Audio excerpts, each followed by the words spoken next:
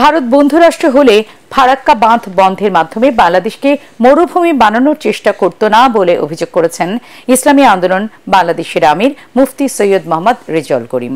ভারতীয় পানি আগ্রাসনের প্রতিবাদে রাজধানীর শাহবাগে ইসলামী ছাত্র আন্দোলন বাংলাদেশের উদ্যোগে আয়োজিত ছাত্র সমাবেশে তিনি এসব কথা বলেন। এ সময় দলটির আমির আরও বলেন, বাংলাদেশ সীমান্তে এমন এক শক্তিশালী বাঁধ তৈরি করতে হবে যাতে পানির জন্য ভারতের উপর নির্ভর করতে না হয়। ভারতের অপসংস্কৃতি দেশের শিক্ষা ব্যবস্থাকে নষ্ট করছে বলেও মন্তব্য করেন তিনি। তাই শিশুদের জ্ঞানের পরিধি বাড়াতে ইসলামের আলোকে দেশের শিক্ষা ব্যবস্থা পরিবর্তনের দাবি জানান মুফতি রেজাউল করিম।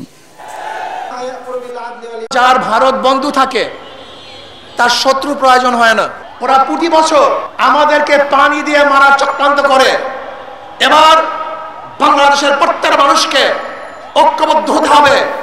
বাংলাদেশের উপর থেকে এমন এক শক্তিশালী বাঁধ নির্মাণ করব, যেই বাঁধের মাধ্যমে ভারত পানি নিয়ন্ত্রণ করবে না, বরং বাংলাদেশের মানুষ পানি নিয়ন্ত্রণ করবে।